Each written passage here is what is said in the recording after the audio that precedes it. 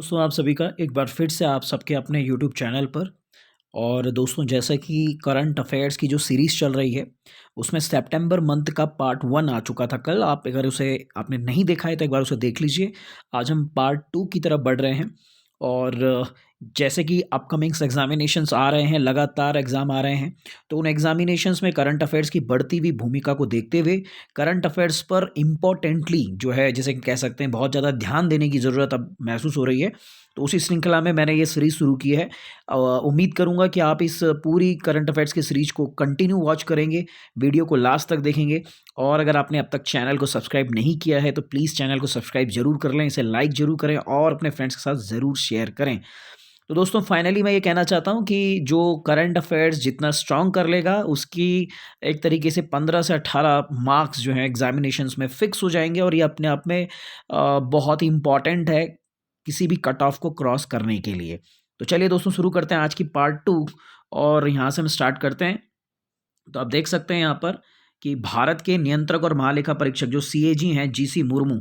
तो जीसी मुर्मू जो हैं 2024 से 2027 तक 3 साल की अवधि के लिए एशियाई सर्वोच्च लेखा परीक्षा संस्थानों यानी Asian organisation of supreme audit institution की असेंबली का उन्हें अध्यक्ष चुना गया है। तो याद रखिएगा दोस्तों, एशियाई सर्वोच्च लेखा परीक्षा संस्थान का अध्यक्ष चुना गया है। बस इतना इतना ही इसमें ध्यान रखिएगा दोस्तों। अगले पॉइंट की तरफ हम लोग बढ़ते हैं। यहाँ पर याद रखिएगा दोस्तों, जो फॉर्मर आईपीएस अधिकारी हैं इकबाल सिंह लालपुरा। तो इकबाल सिंह लालपुरा एक सिख कम्युनिटी से हैं और इनको जो है राष्ट्रीय अल्पसंख्यक आयोग नेशनल कमीशन फॉर माइनॉरिटीज़ का अध्यक्ष नियुक्त किया गया है। तो याद रखिएगा दोस्तों, इकबाल सिंह लालपुरा जो हैं वर्तमान में नेशनल कमीशन फॉर माइनॉरिटीज़ के अध्यक्ष बनाए गए हैं। सिख कम्युनिटी से आते हैं, फॉर्मर आईपीएस ऑफिसर रह चुके हैं। अगले क्वेश्चन की तरफ बढ़ते हैं दोस्तों। अगला पॉइंट है आपका कि जो फिनो पेमेंट बैंक है, तो पेमेंट बैंक्स में एक और नया फिनटेक कंपनी है फिनो पेमेंट बैंक। तो इसने जो है पंकज त्रिपाठी को, बहुत ही, मैं तो इनका बड़ा सा फ़ैन हूँ पंकज त्रिपाठी जी का। तो पंकज त्रिपाठी को अगले 2 साल की अवधि के लिए अपना पहला ब्रांड एम्बेसडर नियुक्त किया है। टीवी में भी आप इनके ऐड देख सकते हैं। तो ये पंकज त्रिपाठी जी को फिनो पेमेंट बैंक ने अपना एम्बेसडर बनाया है, पहली बार कोई एम्बेसडर इन्होंने बनाया है। नेक्स्ट पॉइंट की तरफ बढ़ते हैं। जो हमारे वायुसेना के उप प्रमुख हैं एयर मार्शल विवेक राम चौधरी, तो इनको जो है अगला वायुसेना प्रमुख नियुक्त किया गया है। तो यानी जो आरकेएस भदौरिया जी हैं उनके बाद अब विवेक राम चौधरी जो हैं, और ये इसके एयरफोर्स के जो हैं चीफ होंगे। और वैसे सितंबर की है तो अब तो ये बन भी चुके हैं। और आप जानते हैं कि इस समय यही हैं विवेक राम चौधरी जी, वायुसेना के चीफ। दोस्तों अगले आगे हम बढ़ते हैं। फेसबुक इंडिया ने फॉर्मर आईएएस अधिकारी राजीव अग्रवाल को सार्वजनिक नीति निदेशक नियुक्त किया है, डायरेक्टर ऑफ पब्लिक पॉलिसी नियुक्त किया है। तो याद रखिएगा राजीव अग्रवाल, ये फेसबुक इंडिया ने इनको जो है अपना डायरेक्टर ऑफ पब्लिक पॉलिसी नियुक्त किया है। तो अंकी दास जो थे उनकी जगह पर ये आए हैं। अगले पॉइंट की तरफ बढ़ते हैं दोस्तों। नोबेल शांति पुरस्कार, तो नोबेल शांति पुरस्कार विजेता आप जानते हैं भारतीय जो हैं कैलाश सत्यार्थी। इनको जो है यूएन जो जनरल सेक्रेटरी हैं एंटोनियो गुटेरेस पुर्तगाल के, उन्होंने 76 संयुक्त राष्ट्र महासभा में एक एसडीजी अधिवक्ता के रूप में इनको नियुक्त किया है। एसडीजी आप जानते हैं सस्टेनेबल डेवलपमेंट गोल्स, जो 2030 तक पूरे करना है। यूएन के जो एसडीजी गोल्स हैं 17, तो उसके लिए इनको एसडीजी अधिवक्ता के तौर पर जो है यूएन के जनरल सेक्रेटरी ने जो है चुना है। दोस्तों बढ़ते हैं अगले पॉइंट की तरफ। एक एक बार में आप लोग इसको समझ लीजिए, एक बार अगर आपकी आंखों के आगे से गुजर जाएगा तो एग्जामिनेशन में इशू नहीं होंगे। नेक्स्ट हम बात करते हैं राजीव बंसल। राजीव बंसल को नागरिक उड्डयन मंत्रालय में सचिव के रूप में नियुक्त किया गया है। और बंसल जो हैं वर्तमान में एयर इंडिया के अध्यक्ष और प्रबंध निदेशक हैं, सीएमडी हैं और चेयरमैन भी हैं। तो अभी ये जो है सिविल एविएशन मिनिस्ट्री में वापस क्या चले गए हैं, सेक्रेटरी के रूप में चले गए हैं। नागालैंड कैडर के आईएएस हैं 1988 बैच के। और उससे पहले पेट्रोलियम मिनिस्ट्री में भी जो है अतिरिक्त सचिव के रूप में कार्यरत थे। तो नेक्स्ट क्वेश्चन है, अब याद रखिए दोस्तों। तो राजीव बंसल जी के बाद अब ये आता है यहाँ पर आपका नगा शांति वार्ता में जो है आरएन रवि, जो भारत के प्रमुख वार्ताकार थे, तो उन्होंने इस्तीफा दिया है और भारत सरकार ने उस इस्तीफे को स्वीकार भी कर लिया है। तो नगा शांति वार्ता में आरएन रवि जो थे ये भारत सरकार की ओर से वार्ताकार की भूमिका निभा रहे थे नागा विद्रोहियों से। अब बात करते हैं अगले पॉइंट की तरफ कि डब्ल्यूएचओ ने यूके के former prime minister Gordon Brown को वैश्विक स्वास्थ्य वित्त पोषण यानी ग्लोबल हेल्थ फाइनेंसिंग के लिए डब्ल्यूएचओ एम्बेसडर के रूप में नियुक्त किया है। तो अब ये जो हैं, जो गॉर्डन ब्राउन है, डब्ल्यूएचओ ने इनको नियुक्त किया है अपना वैश्विक दूत।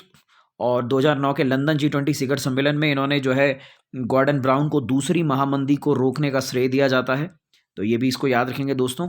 गॉर्डन ब्राउन को डब्ल्यूएचओ ने जो है अपना ग्लोबल हेल्थ फाइनेंसिंग एम्बेसडर नियुक्त करने की घोषणा की है। अगले पॉइंट की तरफ बढ़ते हैं दोस्तों। यहाँ पर ये दोनों पॉइंट हमारे लिए बहुत ज़्यादा इंपॉर्टेंट नहीं है, इसलिए नेक्स्ट पॉइंट की तरफ हम बढ़ते हैं। इसमें हम देखते हैं दोस्तों कि जो मास्टर कार्ड इंक है, जो आप जानते हैं मास्टर कार्ड एक बहुत ही फेमस फाइनेंशियल कंपनी है वर्ल्ड की, ग्लोबल। इन्होंने जो है मैग्नस कार्लसन को जो है मैग्नस कार्लसन को नॉमिनेट किया है। For which purpose Magnus Carlsen को इन्होंने बनाया है अपना एम्बेसडर। क्यों बनाया है? क्योंकि शतरंज को भी जो है अब मास्टर कार्ड जो है स्पॉन्सर करने जा रही है। तो ऑब्वियसली बात है, चेस को स्पॉन्सर करेगी, तो चेस के सबसे ग्रांड प्लेयर जो है मैग्नस कार्लसन, इनको जो है इन्होंने, नॉर्वे के मैग्नस कार्लसन, इनको जो है इन्होंने अपना ब्रांड एम्बेसडर नियुक्त किया है। नेक्स्ट हम बात करते हैं दोस्तों यहाँ पर लेफ्टिनेंट जनरल गुरबीर पाल सिंह के बारे में। तो गुरबीर पाल सिंह जो हैं, इनको जो है एनसीसी का 34th डीजी बनाया गया है। तो lieutenant general Gurbir Pal Singh NCC, बचपन में आप लोगों ने स्कूलों में एनसीसी ली होगी, नेशनल कैडेट कोर, उसका जो है इनको क्या बनाया गया है? डीजी बनाया गया है, महानिदेशक बनाया गया है। आप जानते हैं पैरासूट रेजिमेंट में इनको कमीशन मिला था 1987 में। तो अभी ये इसके डीजी बनेंगे। नेक्स्ट हम लोग बात करते हैं दोस्तों, यहाँ पर बहुत ही इंपॉर्टेंट एक और पॉइंट है कि जो हमारे सीएजी हैं, जीसी मुर्मू साहब, इनको जो है इंटरनेशनल परमाणु ऊर्जा एजेंसी और विदेश मंत्रालय के बाहरी लेखा परीक्षक के रूप में चुना गया है। तो ये बाह्य लेखा परीक्षक के रूप में भी अपॉइंट किए गए हैं। और इंडियन सीएजी की वैल्यू दुनिया भर में बहुत मानी जाती है। इसी का रीज़न आप देख रहे हैं कि इनको लगातार इतने सारे अंतर्राष्ट्रीय संगठनों में ऑडिट करने के लिए चुना जा रहा है। अगला पॉइंट दोस्तों हम यहाँ पे बात करते हैं, जो हमारे अध्यक्ष और प्रबंध निदेशक हैं, किसके? कोविन केयर प्राइवेट लिमिटेड और सीके रंगनाथन, इनको जो है ऑल इंडिया मैनेजमेंट एसोसिएशन आईमा का अध्यक्ष नियुक्त किया गया है। तो ये भी एक पॉइंट याद रखेंगे। बाकी इंपॉर्टेंट नहीं है दोस्तों। आगे की तरफ बढ़ते हैं, रैंक एंड रिपोर्ट की तरफ बात करते हैं। ये कुछ रैंक्स आप देख सकते हैं यहाँ पर, और इसी में चर्चा करेंगे। तो जो अमूल है, अमूल का फुल फॉर्म दोस्तों याद रखिएगा, AMUL। अमूल जो है इसका फुल फॉर्म है आनंद मिल्क यूनियन लिमिटेड। तो ये अमूल जो है गुजरात की एक सहकारी संस्था है। आप जानते हैं खेड़ा से 1946 से शुरू है, और वर्गीस कुरियन जी को इसका श्रेय भी जाता है, और वाइट रेवोल्यूशन के भी वो भारत में फादर रहे हैं।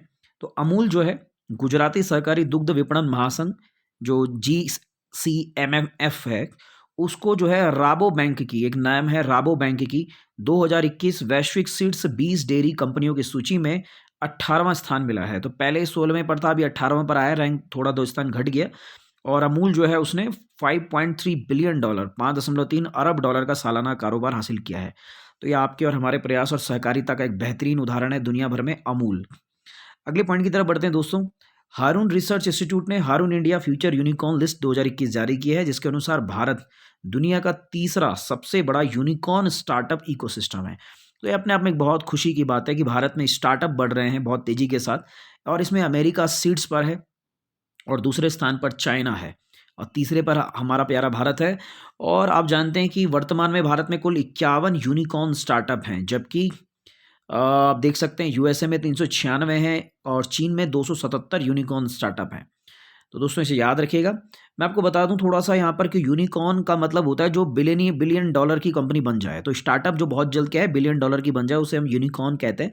और इसको और ज़्यादा डिटेल में आप पढ़ सकते हैं कि यूनिकॉर्न कंपनियाँ किसे कहते हैं। तो भारत में 51 यूनिकॉर्न स्टार्टअप है, और इस प्रकार भारत तीसरे रैंक पर है। आगे हम बात करते हैं दोस्तों यहाँ पर नेक्स्ट पॉइंट की, और शंघाई रैंकिंग कंसल्टेंसी ने जो है वर्ल्ड यूनिवर्सिटीज़ 2020 रैंकिंग जारी की है, और IISc बैंगलोर एक बार फिर देश में सर्वश्रेष्ठ यूनिवर्सिटी के रूप में स्थापित है। कोलकाता यूनिवर्सिटी सेकंड रैंक पर है, और आपका BHU जो है बनारस हिंदू यूनिवर्सिटी तीसरे स्थान पर रहा। तो ये किसने निकाली रैंक? शंघाई रैंकिंग कंसल्टेंसी ने। तो दोस्तों याद रखिएगा इसे, इसके अकॉर्डिंगली IISc बेंगलुरु है। और मैं समझता हूँ कि जितने भी दुनिया भर की यूनिवर्सिटीज़ की रैंकिंग निकालने वाले इंडेक्सेस हैं, उन सब में IISc बेंगलुरु को सर्वोच्च स्थान प्राप्त होता है भारतवर्ष के अंदर। आगे हम बात करते हैं दोस्तों, नीति आयोग ने जो है भारत में शहरी नियोजन क्षमता में सुधार शीर्षक से एक रिपोर्ट जारी की है। शहरी नियोजन क्षमता में सुधार यानी reform in the capacity of urban plan में अर्बन प्लानिंग। तो इसके अकॉर्डिंगली अगर हम बात करें तो नीति आयोग के जो उपाध्यक्ष हैं, आपको याद होना चाहिए, डॉक्टर राजीव कुमार जी हैं, सीईओ अमिताभ कांत जी हैं और विशेष सचिव डॉक्टर के राजेश्वर राव हैं। तो मेनली राजीव कुमार जी को याद रखिए, अमिताभ कांत जी को याद रखिए, ये ज़्यादातर कई बार आ सकता है। नीति आयोग के उपाध्यक्ष कौन है? तो डॉक्टर राजीव कुमार हैं। इन्होंने ये रिपोर्ट जारी की है इस सुधार शीर्षक से। तो इस तरह से और बढ़ते हैं दोस्तों अगले पॉइंट की तरफ। तो आप जानते हैं इसमें हमने पहले भी इसके बारे में जिक्र किया हुआ है कि बैंक ऑफ बड़ौदा ने फरवरी मार्च 2021 के महीने के लिए इलेक्ट्रॉनिक सूचना प्रौद्योगिकी मंत्रालय द्वारा जारी किए गए स्कोर कार्ड पर 86% अंकों के साथ फर्स्ट रैंक हासिल की है। तो आप जानते हैं बॉब को मैमिटी द्वारा औसत का दर्जा दिया गया था, जो अब अच्छा के रूप में आ गया है। तो यानी कि इसने जो है अपने आप को अपग्रेड किया है बैंक ऑफ बड़ौदा ने। तो दोस्तों ये भी याद रखिएगा आप लोग। अब बात करते हैं आगे। आप जानते हैं कि जो आपका वर्ल्ड बैंक है, मैंने पिछली वीडियो में भी बताया था, तो वर्ल्ड बैंक जो है डूइंग बिजनेस रिपोर्ट जारी करता था, जिसमें भारत की रैंकिंग बहुत अच्छी थी। तो अभी इनकी डेटा की अनियमितताओं के कारण जो है वर्ल्ड बैंक के कार्यकारिणी मंडल ने जो है ये निर्णय लिया है कि अब ease of doing business ranking जो है अब जारी नहीं होगी, या तब जारी होगी जब इसके संबंध में जितने भी आरोप लगाए गए हैं वो सब साबित तो नहीं हो पाते या खारिज कर दिए जाएंगे। अदरवाइज फिलहाल ये डूइंग बिजनेस रिपोर्ट आपको देखने को नहीं मिलने वाली है। तो दोस्तों आगे बढ़ते हैं नेक्स्ट क्वेश्चन की तरफ। नेक्स्ट है आपका कि बिल्कुल ब्रिटेन के डिपार्टमेंट ऑफ इंटरनेशनल ट्रेड ने एक रिपोर्ट जारी की है कि भारत जो है 2050 तक दुनिया का तीसरा सबसे बड़ा आयातक बन सकता है। बहुत अच्छी खबर नहीं है क्योंकि हम निर्यातक बनना चाहते हैं, आयातक नहीं लेकिन फिर भी।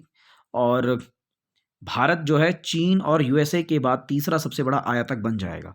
अब देखिए चीन और यूएसए के बाद सबसे बड़ा आयातक बन जाएगा, लेकिन आप ये भी देखिए कि चीन और यूएसए निर्यात भी तो बहुत करते हैं। तो ये बहुत खुशी की बात नहीं है कि हम जो हैं चीन और यूएस के बाद तीसरे नंबर पर आ जाएंगे, तो खुशी की बात है। ये आयात है और आयात बहुत अच्छा नहीं माना जाता किसी देश के विकास में। तो दोस्तों निर्यात की बात की जाएगी तो भारत जो है अगर निर्यातक बन जाए तो सुपर हो जाएगा। तो हमें बेस्ट एक्सपोर्टर बनना है, ना कि इम्पोर्टर। बट चलिए ये भी एक फैक्ट है, इसे याद रखिएगा। अब बात करते हैं दोस्तों हम थोड़ा सा खेलों के संबंध में। तो पैरालंपिक्स खेलों के बारे में हमने पीछे स्टार्टिंग कल की वीडियो में काफ़ी कुछ जिक्र कर दिया है। तो जो पैरालंपिक्स में भारत में जिन जिन लोगों ने, जिन जिन खिलाड़ियों ने जो है पुरस्कार प्राप्त किया है, उनके बारे में पूरा डिटेल कल की वीडियो में दिया गया है। तो आप एक बार उसको ज़रूर देख लें वहाँ से। तो वहाँ पर इसके बारे में पूरा डिटेल दिया गया है दोस्तों। तो ये दो हो गया दोस्तों। और अवनी लखेड़ा के बारे में भी कल की वीडियो में हमने बताया था, निशानेबाजी में इन्होंने जो है गोल्ड मेडल जीता। और निषाद कुमार के बारे में भी हमने बताया कि ऊंची कूद में रजत पदक इन्होंने जीता टोक्यो पैरालंपिक्स में। अब ये थोड़ा सा एक पॉइंट याद रखेगा दोस्तों, इस शतरंज में भारतीय ग्रैंड मास्टर SP सेतुरमन, ये नाम बिल्कुल याद रखिएगा, एग्जाम ओरिएंटेड है। SP सेतुरमन ने 2021 बार्सिलोना ओपन शतरंज टूर्नामेंट का खिताब जीता। 9 राउंड में अजय रहते हुए 6 मैच जीते, 3 ड्रॉ रहे। चेन्नई में जन्मे सेतुरमन ने 9वें और अंतिम दौर के बाद 7.5 अंक जुटाकर रूस के डेनियल यूफा से बराबरी कर ली। तो फाइनली यह है SP सेतुरमन याद रखिएगा, और बार्सिलोना ओपन शतरंज टूर्नामेंट याद रखिएगा दोस्तों, ये इंपॉर्टेंट है। बाकी एक और सुमित अंतिल ने टोक्यो पैरालंपिक में पुरुषों की भाला फेंक में स्वर्ण पदक जीता, ये भी हम कल की वीडियो में बता चुके हैं। बाकी एक क्वेश्चन है दोस्तों कि क्रिकेटर स्टुअर्ट बिन्नी ने जो है क्रिकेट के सभी प्रारूपों से जो है संन्यास की घोषणा की है। तो स्टुअर्ट बिन्नी के बारे में भी आप लोग याद रखिएगा। रॉजर बिन्नी के बेटे हैं जो 1983 वर्ल्ड कप टीम का हिस्सा थे। बाकी दोस्तों देवेंद्र झाझरिया के बारे में भी हम कल बात कर चुके थे कि उन्होंने जो है पुरुषों की जैवलिन थ्रो भाला फेंक में जो है रजत पदक यानी सिल्वर मेडल जीता टोक्यो पैरालंपिक्स में। बाकी दोस्तों आगे बढ़ते हैं हम यहाँ पर। ये भी हमने कल बात की थी इनके बारे में भी कि टोक्यो पैरालंपिक्स में डिस्कस थ्रो और चक्का फेंक जिसको हम कहते हैं, योगेश कथुनिया ने जो है रजत पदक जीता। तो ये भी हम कल जिक्र कर चुके थे। बाकी दोस्तों एक पॉइंट ये है कि साउथ अफ्रीका के क्रिकेटर मैं बहुत इनका फ़ैन था, डेल स्टेन, बहुत ही गजब के बॉलर थे दुनिया के। इन्होंने जो है क्रिकेट के सभी प्रारूपों से संन्यास लेने की घोषणा की है। तो डेल स्टेन ने संन्यास लिया, ये भी आपको मालूम रहना चाहिए दोस्तों। आगे बढ़ते हैं दोस्तों यहाँ पर टोक्यो पैरालंपिक्स के बारे में। एक और फिर से कल हमने इसमें इन पे भी जिक्र किया था कि सिंहराज अधाना जो हैं शूटर हैं, और इन्होंने भी फाइनल में कांस्य पदक यानी टोक्यो पैरालंपिक्स में जीता था। तो इसके बारे में भी हम कल जिक्र कर चुके थे। बाकी दोस्तों ये पुरुषों की ऊंची कूद में भी हम लोग बात कर चुके थे मरियप्पन थांगा वेलू के बारे में, जिन्होंने भारत के लिए जो है टोक्यो पैरालंपिक्स में सिल्वर मेडल जीता। और नेक्स्ट हम लोग प्रवीण कुमार जी के बारे में बोल चुके थे कि प्रवीण कुमार जी ने पुरुषों की ऊंची कूद में जो है, जिसे हम हाई जंप कहते हैं, उसमें जो है कुल मिलाकर 11वें पदक विजेता ये बने। और इन्होंने जो है रजत पदक जीता, सिल्वर मेडल। और इसके बारे में भी हम जिक्र कर चुके थे। अवनी लखेड़ा जी के बारे में भी हम बात कर चुके थे। इन्होंने जो है पुरुष राइफल जो है 50 मीटर वाली है, उसमें कांस्य पदक जीता और पैरालंपिक्स में 2 पदक जीतने वाली पहली भारतीय महिला बनी है। ठीक है, क्योंकि इन्होंने 10 मीटर वाली में तो स्वर्ण पदक जीता है और 50 मीटर वाली राइफल प्रतियोगिता में इन्होंने कांस्य पदक जीता। तो एक ही ओलंपिक में 2 मेडल जीतने वाली ये पहली भारतीय महिला बन गई हैं पैरालंपिक्स में। तो अवनी लखेड़ा जी के बारे में याद रखिएगा आप लोग। नेक्स्ट हम लोग बात करते हैं, ये भी हम कल बात कर चुके थे कि जो इंडियन शूटर है मनीष नरवाल और सिंहराज अधाना, इन्होंने भी जो है स्वर्ण पदक जीता पैरालंपिक्स में। और दूसरे जो हैं हरविंदर सिंह जी, इन्होंने भी जो है तीरंदाज हैं, पैरालंपिक्स में इन्होंने भी पदक जीता और कांस्य पदक इन्होंने जीता। और डेनियल रिचार्डो, नेक्स्ट हम बात करते हैं यहाँ पर डेनियल रिचार्डो जी के बारे में। और डेनियल रिचार्डो कौन है? इन्होंने जो है मकलारेन की 9 साल में पहली जीता है। इन्होंने क्या किया? फार्मूला 1 इटालियन ग्रांड प्री 2021 का खिताब जीता। तो डेनियल रिचार्डो और इटालियन ग्रांड प्री 2021, तो किस टीम का हिस्सा थे? मैक्लॉरेन टीम का हिस्सा थे और 9 साल में इनकी पहली जीत है इस टीम की। नेक्स्ट हम लोग देख सकते हैं दोस्तों यहाँ पर कि जो हमारे स्टार भारतीय गोल्फर हैं जी मिल्खा सिंह जी के बेटे गोल्फर हैं, इन्होंने जो है 10 वर्षीय दुबई गोल्डन वीज़ा प्राप्त कर लिया है। तो दुबई गोल्डन वीज़ा प्राप्त करने वाले दुनिया के पहले पेशेवर गोल्फर हैं। तो दुबई गोल्डन वीज़ा किसने प्राप्त किया है दोस्तों? याद रखिएगा, गोल्फर जी मिल्खा सिंह ने। अगले की तरफ हम बढ़ते हैं। ये आपको मालूम है दोस्तों कि बीसीसीआई ने जो है कैप्टन धोनी यानी महेंद्र सिंह धोनी को, फॉर्मर कैप्टन धोनी को T20 वर्ल्ड कप के लिए जो है मेंटर की भूमिका में रखा था। और आप जानते हैं कि T20 वर्ल्ड कप इस साल अनफॉर्चुनेटली इंडिया हार गया न्यूजीलैंड से और फाइनली जो है ऑस्ट्रेलिया इस बार का T20 चैंपियंस बना। अगला हम बात करते हैं दोस्तों कोविड-19 महामारी में उत्तर कोरिया पर बैन लगाया गया था क्योंकि उन्होंने जो है टोक्यो ओलंपिक्स में टीम नहीं भेजी थी। तो ये भी आपको याद रखिएगा। तो और लसित मलिंगा के बारे में भी, बहुत ही ज़बरदस्त गेंदबाज थे श्रीलंका के। इन्होंने भी जो है इस साल वनडे से संन्यास ले लिया था और फाइनली इन्होंने क्रिकेट के सारे प्रारूपों से संन्यास लेने की घोषणा कर दी है। तो इनके बारे में भी याद रखिएगा दोस्तों। जिम्बाब्वे के पूर्व कप्तान ब्रेंडन टेलर, इन्होंने भी जो है संन्यास की घोषणा की।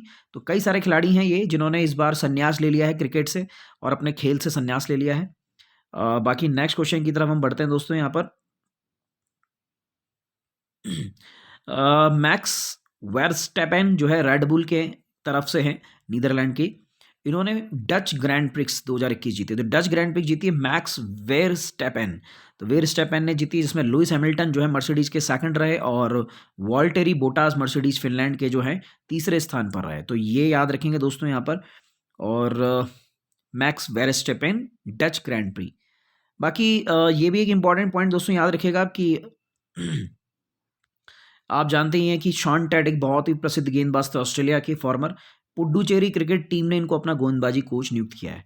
तो पुडुचेरी यानी पांडिचेरी क्रिकेट टीम जो है, जो वहाँ की, उसकी गेंदबाजी कोच के रूप में शॉन टेट को नियुक्त किया गया है। तो ये याद रखेंगे दोस्तों आप, आपके लिए इंपॉर्टेंट है एग्जाम ओरिएंटेशन की दृष्टि से।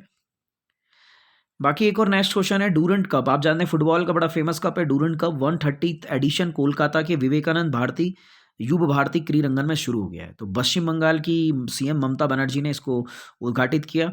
एशिया का सबसे पुराना क्लब है फुटबॉल टूर्नामेंट के लिए और इसमें जो है ईस्ट बंगाल और मोहन बागान भाग नहीं ले रहे हैं। तो ये भी इंपॉर्टेंट है। लेकिन दोस्तों याद रखिएगा डूरंट कप का आयोजन इस बार कहाँ हुआ है? कोलकाता में आयोजित हुआ है। तो ये भी याद रखेंगे। बाकी ये कल की वीडियो में बता चुके थे कि कप्तान जो है पुर्तगाल के क्रिस्टियानो रोनाल्डो, उन्होंने जो है अब वो अंतर्राष्ट्रीय सबसे ज़्यादा फुटबॉल गोल करने वाले गिनीज बुक वर्ल्ड रिकॉर्ड धारक भी हैं। क्योंकि हमने याद किया था कि सुनील छेत्री जो हैं भारतीय फुटबॉलर, उन्होंने पेले की बराबरी की है ना, 76 गोलों के साथ। अब बात करते हैं दोस्तों नेक्स्ट पॉइंट की और ये नेक्स्ट पॉइंट है आपका कि भारत के जो पंकज आडवाणी हैं, इन्होंने आमिर सरखोश को हराकर एशियन स्नूकर चैंपियनशिप 2021 का खिताब जीता। तो एशियन स्नूकर चैंपियनशिप 2021 तो पंकज आडवाणी ने जीती। बिल्कुल इसे याद रखेंगे, एशियन स्नूकर चैंपियनशिप यानी एशियाई चैंपियनशिप इन्होंने जीत ली एक प्रकार की।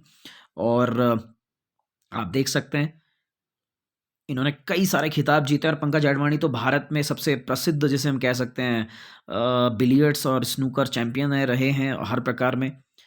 आगे हम बात करते हैं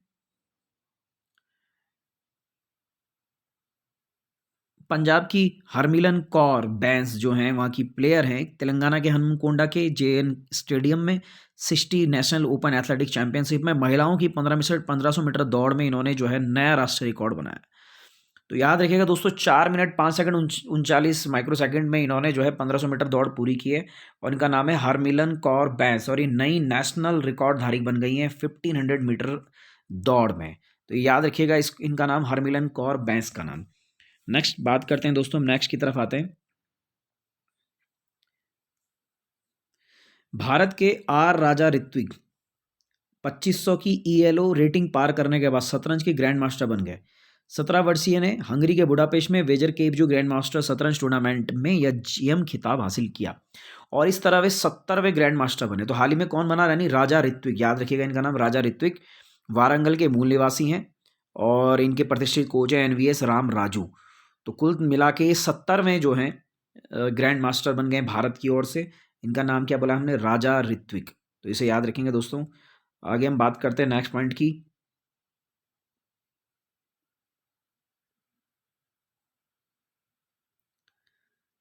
भारत के डी गुकेश ने इस महीने अपना लगातार दूसरा टूर्नामेंट नॉर्वे शतरंज ओपन, तो नॉर्वे शतरंज ओपन डी गुकेश, इनका नाम काफ़ी बार आ चुका है, पहले भी कई सारे इन्होंने खिताब जीते। तो डी गुकेश ने जो है नॉर्वे शतरंज ओपन का खिताब इन्होंने जीता और लगातार दूसरा इन्होंने खिताब जीता इस महीने का। आगे बात करते हैं नेक्स्ट पॉइंट की तरफ दोस्तों। बीजिंग 2022 शीतकालीन ओलंपिक, विंटर ओलंपिक्स जो हैं बीजिंग में जो होंगे, शहर के राजधानी संग्रहालय में एक समारोह के दौरान अपने आधिकारिक आदर्श वाक्य क्या है इस बार, together for a shared future, एक साझा भविष्य के लिए एक साथ। तो इसका अनावरण किया, यानी कि याद रखिएगा कि 2022 के शीतकालीन ओलंपिक्स कहाँ होने जा रहे हैं दोस्तों, बीजिंग में होने जा रहे हैं। तो इसको बिल्कुल इंपॉर्टेंटली लर्न कीजिएगा। विंटर ओलंपिक्स 2022 बीजिंग में होंगे। इसका उन्होंने एक लोगो और एक आदर्श वाक्य भी जारी कर दिया है। बाकी दोस्तों नेक्स्ट हम लोग बात करते हैं यहाँ पर लुइस हैमिल्टन ने F1 रूसी ग्रांड प्री जीती और ये तो ग्रांड प्रिक्स बहुत सारी हो ही रही हैं। इंग्लैंड क्रिकेटर मोइन अली ने भी टेस्ट करियर से संन्यास की घोषणा की, ये भी याद रख सकते हैं आप।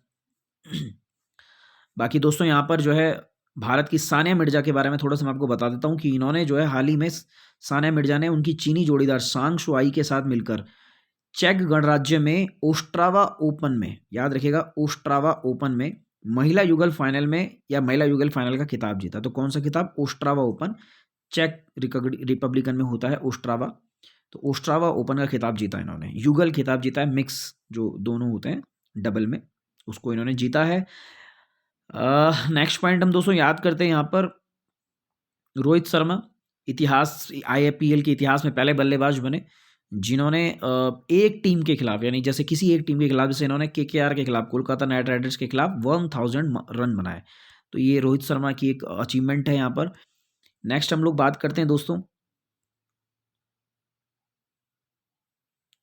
कि आईसीसी ने आगामी T20 कप विश्व कप के आधिकारिक गान के साथ साथ भारतीय बल्लेबाजी उस्ताद विराट कोहली और वेस्टइंडीज के कप्तान किरण पोलार्ड के अवतार का एक अभियान फिल्म लॉन्च की है, यानी अवतार इनकी लॉन्च की है। तो ये याद रखिएगा। वैसे तो अभी T20 कप वर्ल्ड कप हो चुका है कंप्लीट, पर याद रखेंगे कि अगर विराट कोहली के साथ पूछा जाए तो बताइएगा किरण पोलार्ड भी उस अभियान का हिस्सा थे, उस फिल्म का हिस्सा थे।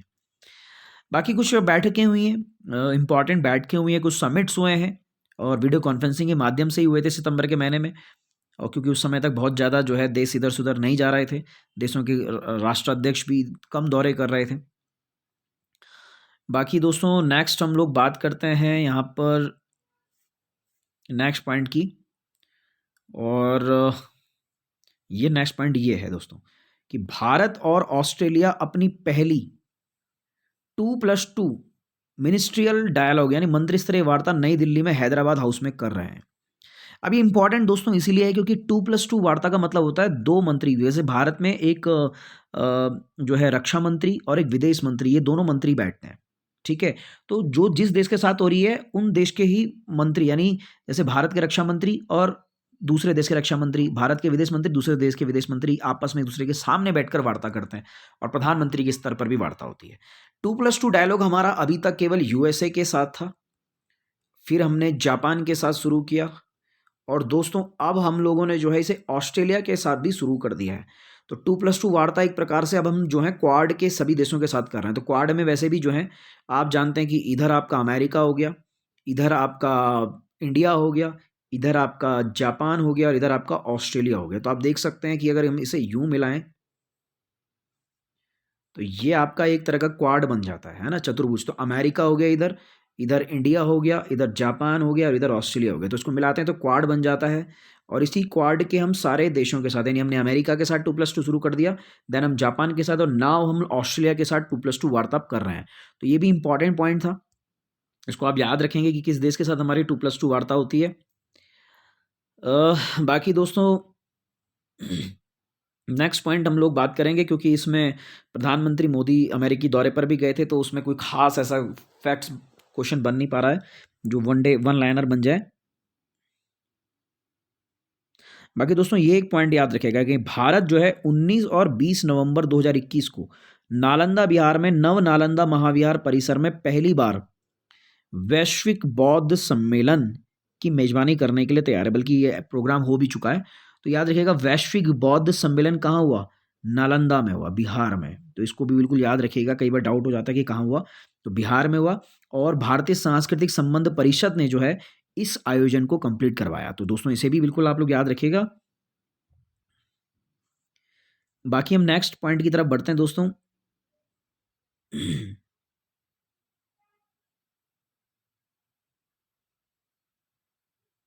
यह है एससीओ शिखर सम्मेलन के बारे में, संघाई सहयोग संगठन और इसकी 21वीं बैठक हुई दुशांबे में। तो दुशांबे जो है ताजिकिस्तान की कैपिटल है और 17 सितंबर 2021 को ये बैठक आयोजित हुई और इसके जो अध्यक्षता की वो वहाँ के राष्ट्रपति एमोमली रहमान के द्वारा की गई। तो याद रखिएगा दोस्तों, भारत जो है चौथा शिखर सम्मेलन था भारत के लिए जिसमें भारत ने पूर्ण सदस्य के रूप में भाग लिया। तो इसको भी आप याद रखिए। इस संदर्भ में नेक्स्ट हम बढ़ते हैं आगे कि भारत जो है 1 दिसंबर 2022 से G20 की अध्यक्षता करेगा और अपनी अध्यक्षता में 2023 में पहली बार G20 नेताओं के शिखर सम्मेलन का आयोजन करेगा। याद रखिएगा दोस्तों। तो 2022 यानी नेक्स्ट ईयर 2022 जो अगले साल होगा उसमें 1 दिसंबर से जो है ये G20 की अध्यक्षता करेगा और फिर पहली बार 2023 में इसकी अध्यक्षता में G20 की क्या होंगी? शिखर सम्मेलन होगा। तो दोस्तों ये बड़ा इंपॉर्टेंट क्षण होगा भारत के लिए और 2021 आप जानते हैं कि 2021 जो है जी समिट जो हुआ रोम इटली में आयोजित किया गया था, है ना? आपने देखा होगा प्रधानमंत्री इसमें गए थे और 2022 की G20 जो होगी वो इंडोनेशिया के बाली में होगी और देन 23 में जो होगी वो भारत में होगी। तो याद रखिएगा 21 में रोम में हुई है, 22 में इंडोनेशिया बाली में होगी और 23 में आप जानते हैं हमारे भारतवर्ष में इसको आयोजित किया जाएगा। बढ़ते हैं नेक्स्ट प्रश्न की तरफ। तो प्रधानमंत्री नरेंद्र मोदी ने वीसी के वीडियो कॉन्फ्रेंसिंग माध्यम से 13वें ब्रिक्स शिखर सम्मेलन की अध्यक्षता भी की और इस वर्ष इसका जो विषय था वो था intra BRICS cooperation for continuity consolidation and consensus. तो इस तरह से यानी निरंतरता, समेकन और सहमति के लिए अंतर ब्रिक्स सहयोग, ये इस बार की थीम थी, विषय था और भारत द्वारा जो है ये थीम 15 वर्षों का इतिहास बताती है इसका। बाकी दोस्तों प्राइम मिनिस्टर विदेश अमेरिकी दौरे पर भी गए और इसके अलावा हम बात करते हैं यहाँ पर जो है भारत सरकार की यूके के साथ भी कंसुलर डायलॉग भी हुआ था। ये भी है एक पॉइंट, बट मैं एग्जाम ओरिएंटेशंस के क्वेश्चंस को यहाँ पर पुटअप कर रहा हूँ। नेक्स्ट पॉइंट की तरफ दोस्तों बढ़ते हैं यहाँ पर। कुछ पुरस्कारों की तरफ हम लोग अब सीधे यहाँ पे बढ़ते हैं। तो उड़ीसा के जो हैं न्यूरोसर्जन डॉक्टर बसंत कुमार मिश्रा, इनको जो है American association of neurological surgeon के न्यूरो सर्जरी में international life time achievement award दिया गया। तो दोस्तों international life time achievement award neuro surgery में दिया गया है डॉक्टर बसंत कुमार मिश्रा को, उड़ीसा के हैं। तो इनको अमेरिकन जो है एसोसिएशन ऑफ न्यूरो सर्जिकल जो है इन्होंने इस पुरस्कार से नवाजा है। इसको आप याद रखेंगे दोस्तों।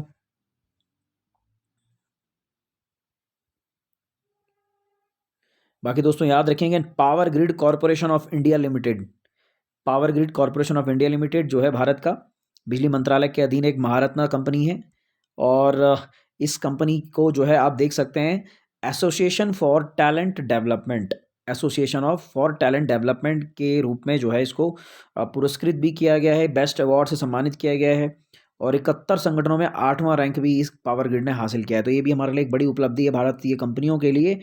और इस पुरस्कार को जीतने वाला एकमात्र सार्वजनिक उपक्रम ये बन गया है। तो दोस्तों ये भी बड़ी महत्वपूर्ण है। Power grid corporation of India limited, इसको अब भारत सरकार का महारत्ना घोषित किया गया था हाल ही में, आप जानते हैं। बढ़ते हैं अगले टॉपिक की तरफ, अगले पुरस्कार की तरफ। तो अगला पुरस्कार आप देख सकते हैं यहाँ पर लेखिका जो है सुजैना क्लार्क, इनको अपना उपन्यास पिरानेसी के लिए, फिक्शन 21 के लिए महिला पुरस्कार उन्होंने जीता। और बुकर विजेता जो हैं बर्नांडी निवारिस्टो इस पुरस्कार के निर्णायक पैनल की अध्यक्षता कर रही थी। तो सुजैना क्लार्क, इनको जो है फिक्शन 2021 के लिए महिला अवार्ड मिला। तो ये याद रखेंगे। अगला पॉइंट हम देखते हैं यहाँ पर, वेरी इंपॉर्टेंट पॉइंट दोस्तों। अफ्रीका फूड प्राइज 2021 यानी अफ्रीका खाद्य पुरस्कार किसने जीता? तो याद रखिएगा ये जीता है हैदराबाद स्थित अंतर्राष्ट्रीय फसल अनुसंधान संस्थान के लिए अर्धशुष्क उष्णकटिबंधीय, यानी इसका पूरा जो आसान शब्दों में हम कहें international crop research institute for semi arid tropics, इसको सिंधी शॉर्ट में कहते हैं इक्री सेट। तो याद रखिएगा दोस्तों, इक्री सेट को जो है अफ्रीका फूड प्राइज 2021 से सम्मानित किया गया है। तो ये याद रखेंगे, बड़ा महत्वपूर्ण है, ICRISAT Africa food prize. Okay, next point की तरफ दोस्तों बढ़ते हैं। गणितज्ञ आनंद कुमार को उनकी सुपर 30 पहल के माध्यम से शिक्षा क्षेत्र में योगदान के लिए स्वामी ब्रह्मानंद पुरस्कार से सम्मानित किया गया है। तो स्वामी ब्रह्मानंद पुरस्कार से सुपर 30 के संस्थापक मैथमेटिशियन आनंद कुमार जी, इनको जो है इस पुरस्कार से सम्मानित किया गया है दोस्तों। एक और पॉइंट हम याद रखते हैं दोस्तों यहाँ पर जो है फ्लोरेंस नाइटिंगेल के अवार्ड, गुजरात के सर सयाजीराव जनरल हॉस्पिटल की नर्स जो हैं भानुमति घीवला जी, तो भानुमति घीवला जी को दिया जा रहा है इस बार का फ्लोरेंस नाइटिंगेल अवार्ड। याद रखिएगा दोस्तों, भानुमति घीवला जी, तो भानुमति करके याद रखिएगा। फ्लोरेंस नाइटिंगेल अवार्ड इस बार इनको दिया जा रहा है, गुजरात के एक हॉस्पिटल की नर्स हैं। तो इन्होंने जो है बड़ा अच्छा काम किया था कोविड-19 में भी, तो इसके लिए इनको जो है इस पुरस्कार से सम्मानित किया जा रहा है। अगला प्रश्न हम देखते हैं कि मुंबई के 12 वर्षीय पर्यावरण कार्यकर्ता अयान सांकता को 2021 इंटरनेशनल यंग इको हीरो, याद रखिएगा इको हीरो, से नामित किया गया क्योंकि उन्हें अपनी परियोजना पवई झील के संरक्षण और पुनरुद्धार के लिए आयु समूह 8 से 14 के तहत तीसरा पुरस्कार जीता और यंग इको हीरो अवार्ड के 25 वैश्विक विजेताओं में से वो एक बन गए। तो याद रखिएगा दोस्तों, अयान सांकता, इस नाम को बिल्कुल माइंड में बिठा लीजिए। Ayaan Sankta 2021 international young eco hero, पर्यावरण के संबंध में है। तो अयान को मिला है इको हीरो। यस, इसको इस तरह से याद रख सकते हैं आप लोग। नेक्स्ट हम बात करते हैं दोस्तों, तो शिक्षकों को भी पुरस्कार मिला दोस्तों यहाँ पर, वो भी इंपॉर्टेंट था। बट नेक्स्ट इंपॉर्टेंट की तरफ बढ़ते हैं। लेखिका नमिता गोखले को 7वें Yamin Hazarika women of substance award के लिए चुना गया है।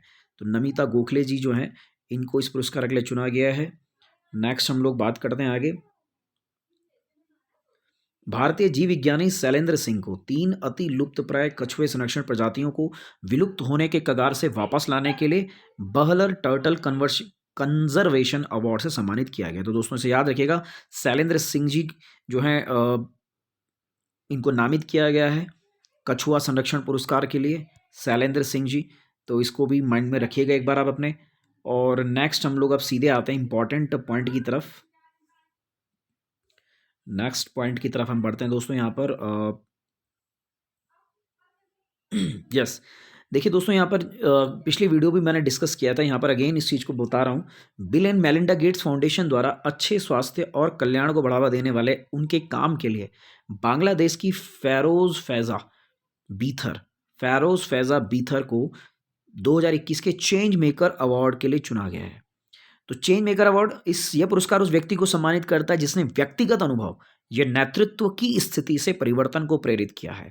तो फैरोज फैज़ा जो हैं बांग्लादेश की, इनको ये पुरस्कार दे रहे हैं कौन? बिलिंडा और मेलिंडा गेट्स फाउंडेशन जो है। बाकी दोस्तों नेक्स्ट हम सीधे बात करेंगे यहाँ पर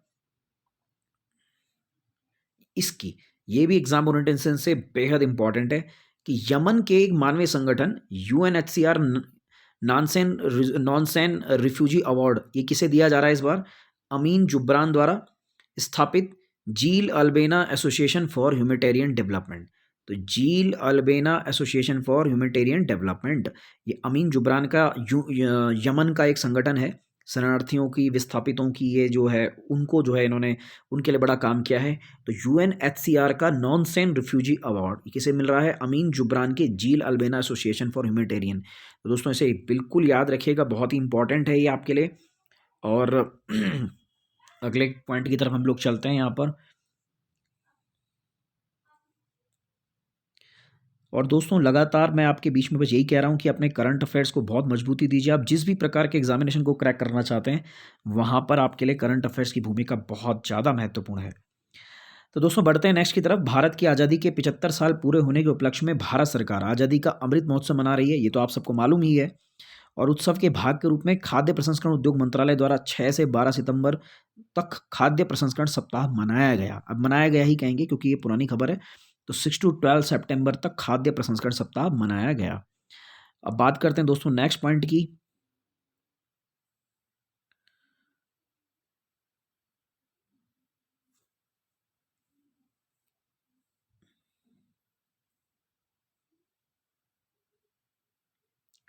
दोस्तों international association for suicide prevention द्वारा 10 सितंबर को वर्ल्ड सुसाइड प्रिवेंशन डे यानी दुनिया भर में आत्महत्याओं को रोकने का दिन मनाया जाता है। तो इसको याद रखेंगे, 10 सितंबर को मनाया जाता है सुसाइड प्रिवेंशन डे। और इस बार इसका जो थीम था वो था क्रिएटिंग होप थ्रू एक्शन। तो क्रिएटिंग होप थ्रू एक्शन इस बार का थीम था। नेक्स्ट हम लोग बात करते हैं यहाँ पर दोस्तों,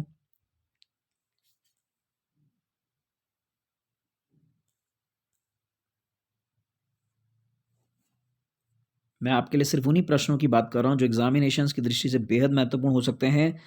और ये आप देख सकते हैं भारत में 15 सितंबर को क्या मनाया जाता है? इंजीनियर्स डे मनाया जाता है दोस्तों। तो इंजीनियर्स डे जो है बेसिकली सर एम विश्वेश्वरैया, नाम आपने सुना होगा, है ना, उनके जन्म दिवस के रूप में उनकी जयंती के दिन में मनाया जाता है।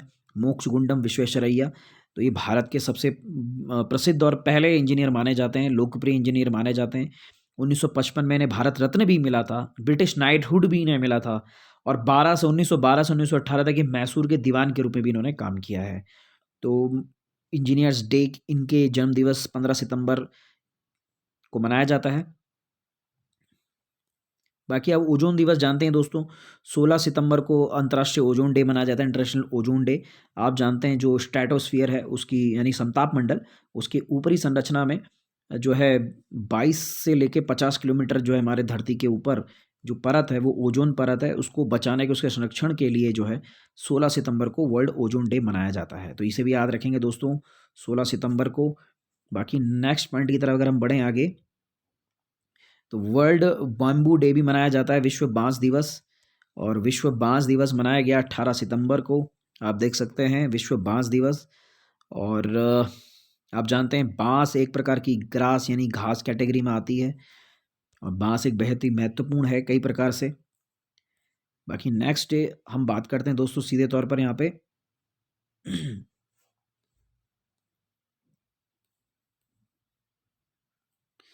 International day of peace. तो इंटरनेशनल डे ऑफ पीस जो है, अंतर्राष्ट्रीय शांति दिवस, 21 सितंबर को मनाया जाता है।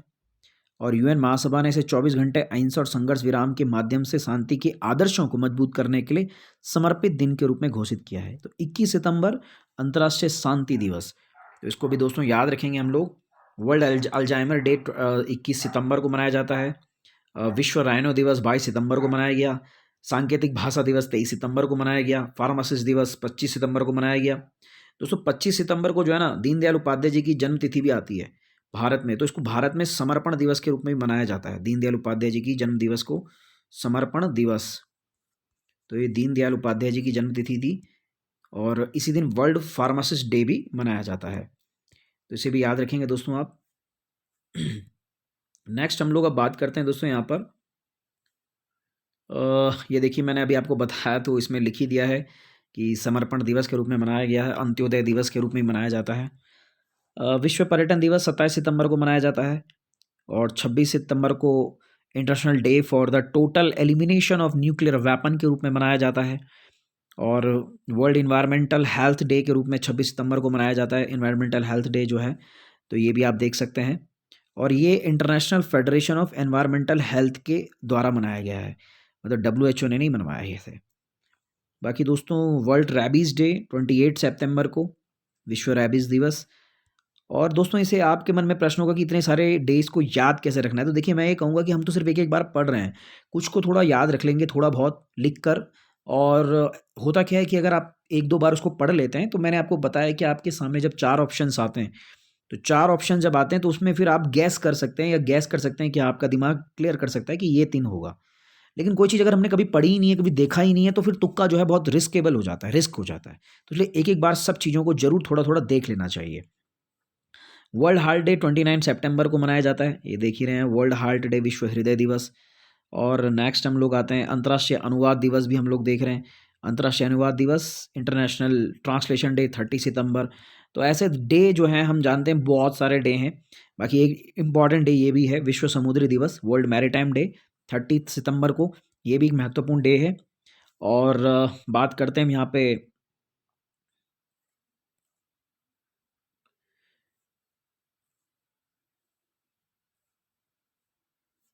बिल्कुल हम आगे यहाँ पे दोस्तों बढ़ते हैं। अब देखिए, एक जैसे ये है कि भारत नेपाल संयुक्त सैन्य प्रशिक्षण अभ्यास, उसका नाम है सूर्य किरण। तो सूर्य किरण जो है उसका 15वां संस्करण उत्तराखंड के पिथौरागढ़ में आयोजित किया जाएगा, और आयोजित हो चुका है। तो याद रखिएगा, सूर्य किरण जो है भारत और नेपाल के बीच में आयोजित किया जाता है, और कोविड को देखते हुए इसका आयोजन बंद कर दिया गया था, फिलहाल दोबारा शुरू हो गया। सूर्य किरण नेपाल के साथ है और सिंगापुर के साथ है, सिम्बैक्स, बिल्कुल याद रखिएगा। तो सिम्बैक्स सिंगापुर और इंडिया के बीच में है। और नेक्स्ट की अगर तरफ हम बढ़ते हैं, तो आप देखते हैं ऑसी ऑसी इंडेक्स जो है, या ऑस इंडेक्स, ऑस्ट्रेलिया और इंडिया से रिलेटेड है। ये इंडियन और ऑस्ट्रेलियाई नौसेना के बीच में है। अगला आप लोग देख सकते हैं।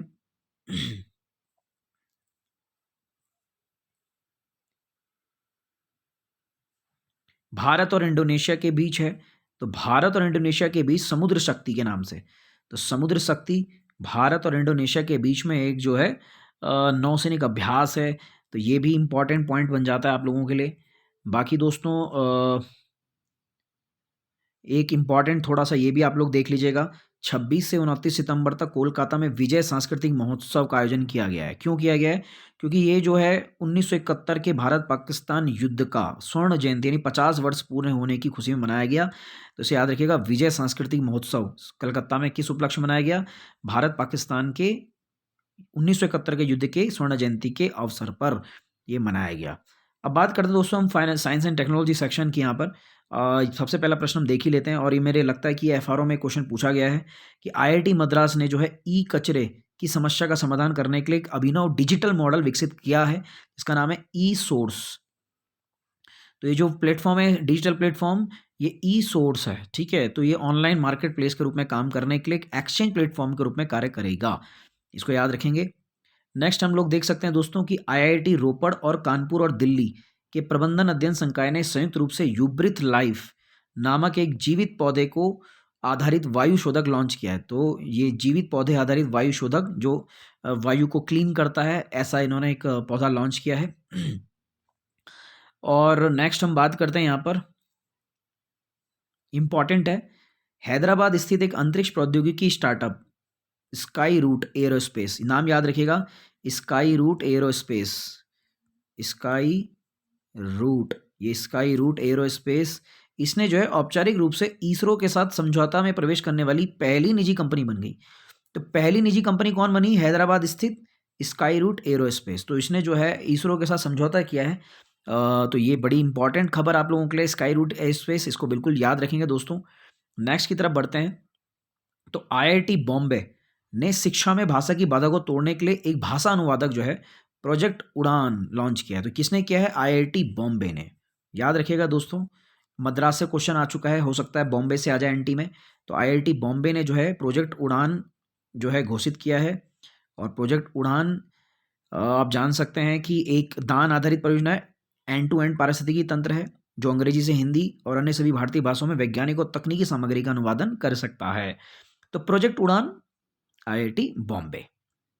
ई सोर्स हमने बताया IIT मद्रास। गुड। तो दोस्तों नेक्स्ट हम बात करते हैं यहाँ पर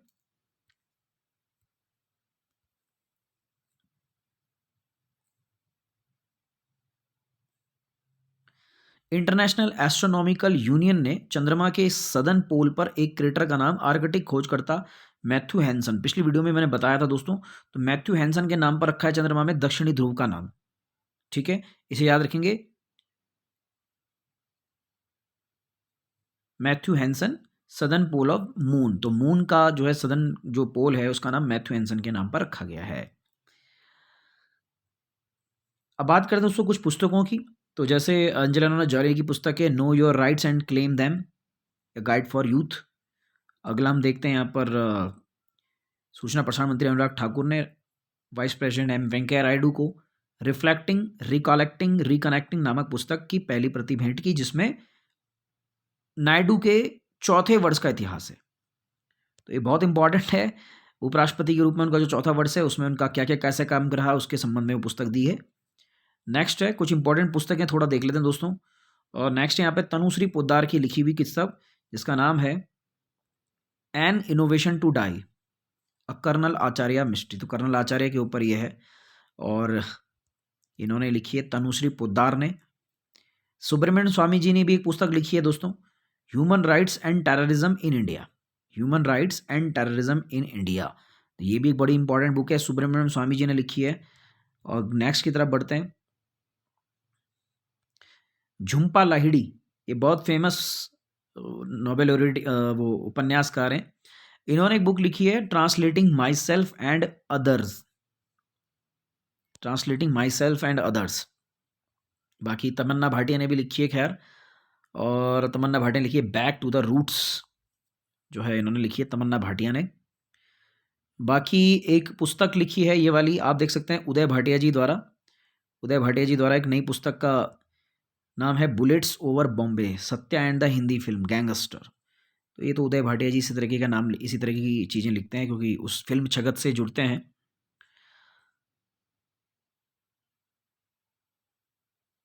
नेक्स्ट हम बात करते हैं दोस्तों यहाँ पे कावेरी बमजई द्वारा लिखित एक पुस्तक का शीर्षक है the three Khans and the emerging of new India. तो ये सलमान खान, आमिर खान, शाहरुख खान, इन तीनों के चीज़ों उन पर लिखी है इन्होंने। कावेरी बमजई जो है उन्होंने।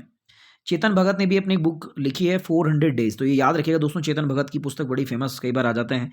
तो 400 दिन 400 डेज इस पुस्तक को उन्होंने लिखा है, याद रखेंगे इसको आप, 400 डेज केशव चेतन भगत। अमिताभ घोष ने लिखी है जंगलनामा, इसको याद रखेंगे, जंगलनामा किसने लिखी है? अमिताभ घोष ने लिखी है। नेक्स्ट हम बात करते हैं दोस्तों विजय गोखले। विजय गोखले जी जो हैं भारत के फॉरेन सेक्रेटरी जो हैं फॉरेन सेक्रेटरी भी रहे हैं। इन्होंने the long game how the Chinese negotiate with India, the long game how the Chinese negotiate with India, ये बुक इन्होंने लिखी है। और एक और फॉरेन सेक्रेटरी रही हैं निरुपमा राव जी, इन्होंने भी एक बुक लिखी है the fractured Himalaya how the past shadowed the present in India China relation. तो आप दोनों में ध्यान रखिएगा दोस्तों, विजय गोखले जी ने भी लिखी है चाइना से रिलेशन पे और निरुपमा राव जी ने भी लिखी है।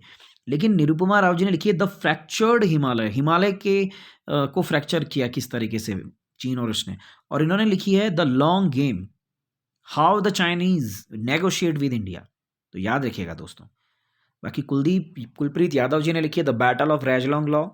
और बाकी और पुस्तकें भी खैर यहाँ पर लिखी गई हैं, लेकिन हम बात करते हैं अगले पॉइंट की, मिसलेनियस के कुछ टॉपिक देख लेते हैं।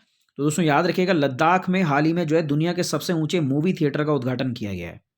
इससे लेह के पलदान इलाके को 11,562 फीट की ऊंचाई पर अपना पहला मोबाइल डिजिटल मूवी थिएटर मिला है।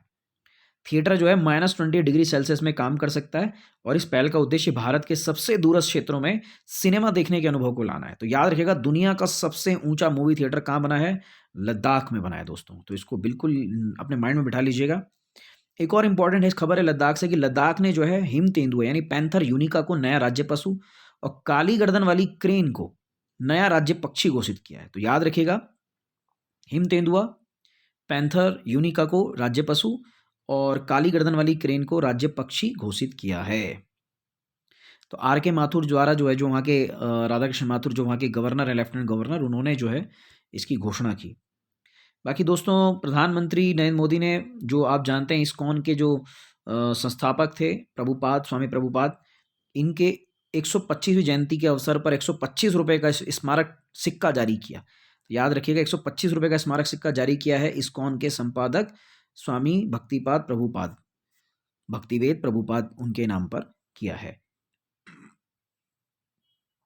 बाकी एक और इम्पॉर्टेंट है कि प्रधानमंत्री नरेंद्र मोदी जी ने जो है उत्तर प्रदेश के अलीगढ़ में राजा महेंद्र प्रताप सिंह राज्य विश्वविद्यालय की आधारशिला रखी।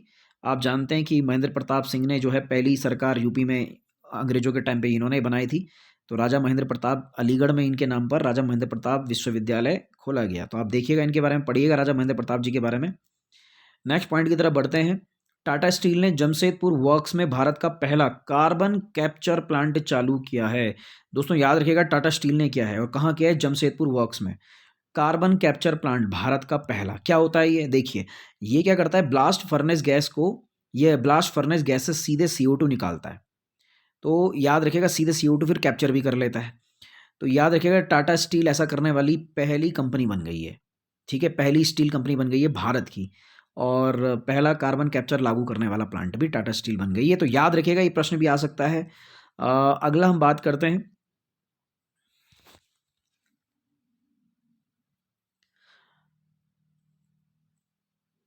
कि चंडीगढ़ में जो है, भारत के केंद्र शासित प्रदेश चंडीगढ़ में भारत के सबसे ऊंचे एयर प्यूरीफायर टावर का उद्घाटन किया गया है। तो चंडीगढ़ में भारत का सबसे ऊंचा एयर प्यूरीफायर लगाया गया है। कहाँ लगाया गया, चंडीगढ़ में। आप दिल्ली मत करके आएगा, दिल्ली में भी लगे हैं पर वो काम करते नहीं उतना। तो एयर प्यूरीफायर चंडीगढ़ में लगाया गया है दोस्तों, याद रखिएगा इसको। नेक्स्ट हम लोग बढ़ते हैं नेक्स्ट क्वेश्चन की तरफ।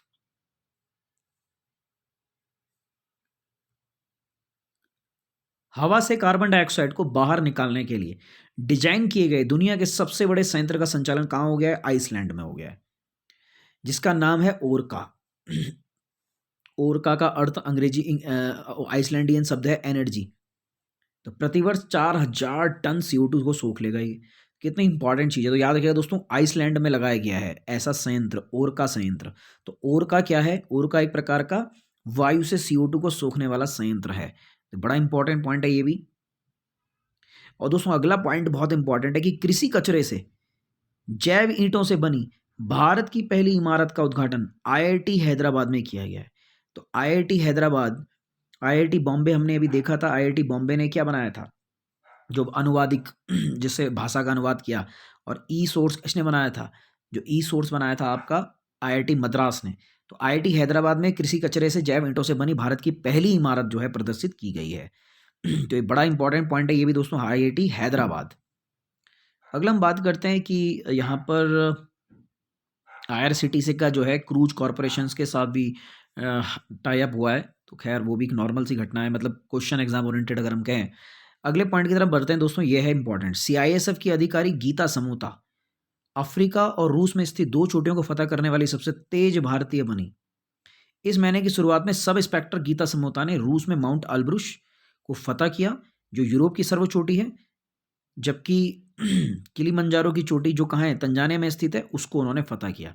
तो माउंट अल्ब्रुश को किया फतह और किलीमंजारो को फतह किया। तो आपको याद होना चाहिए कि अल्ब्रुश जो है यूरोप की सबसे ऊंची चोटी है और किलीमंजारो जो है अफ्रीका की सर्वोच्च चोटी है, तंजानिया में स्थित। नेक्स्ट हम बात करते हैं दोस्तों यहाँ पर the Himalayan film festival. The Himalayan film festival जो है 24 से 28 सितंबर तक कहाँ आयोजित किया गया, लेह लद्दाख में शुरू किया गया। तो ये भी बड़ा इंपॉर्टेंट पॉइंट था। द हिमालयन फिल्म फेस्टिवल का आयोजन कहाँ हुआ, लेह लद्दाख में हुआ। बाकी एक प्रश्न हमने कल भी किया था कि भारत में 2 और समुद्र तटों को ब्लू फ्लैग प्रमाणन मिला है, जिससे अब तटों की संख्या हो गई 10। तो तमिलनाडु में कोवलम और पुडुचेरी में ईडन, इन 2 बीचेस को जो है ब्लू फ्लैग सर्टिफिकेशन दिया गया है। अगला हम बात करते हैं दोस्तों, चक्रवात गुलाब जो है ये टकराया था मध्य बंगाल की खाड़ी के ऊपर। उड़ीसा आंध्र प्रदेश के लिए अलर्ट जारी किया गया था और इसका नाम चक्रवात गुलाब का नाम रखा था इस बार पाकिस्तान ने। तो चक्रवात गुलाब जो था वो पाकिस्तान ने इसका नाम रखा था। अगले पॉइंट की तरफ बढ़ते हैं।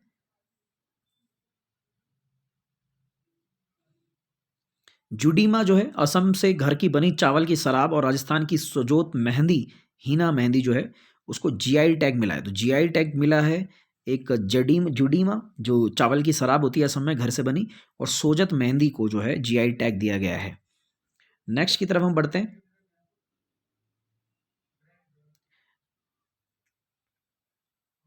बिग बॉस 13 आप जानते हैं सिद्धार्थ शुक्ला का निधन हो गया दोस्तों, ये भी आप लोगों को मालूम है।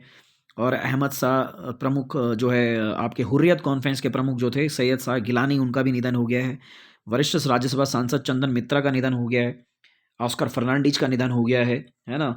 तो दोस्तों एक्चुअली में क्या है कि बहुत सारे जो हमारे नेता थे उनका निधन भी हुआ है, और अभी पार्लियामेंट का जो सेशन शुरू हुआ है उसमें भी उनको श्रद्धांजलि दी गई। और अंतर्राष्ट्रीय ओलंपिक समिति के पूर्व अध्यक्ष जैक्स रोक का निधन भी हो गया है।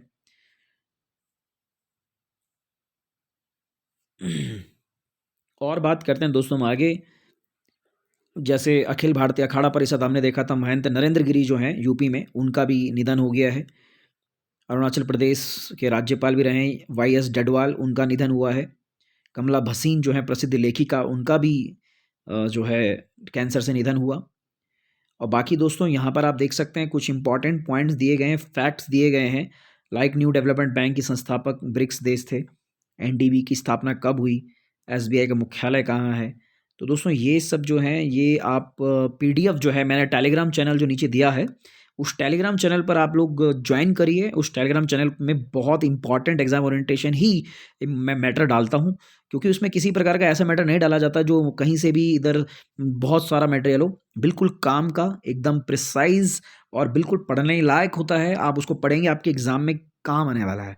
तो आप उस टेलीग्राम चैनल को ज्वाइन करिए और इस पीडीएफ को वहाँ से डाउनलोड कर लीजिए, और सारी डिटेल्स आप इसकी और यहाँ पर पढ़ सकते हैं।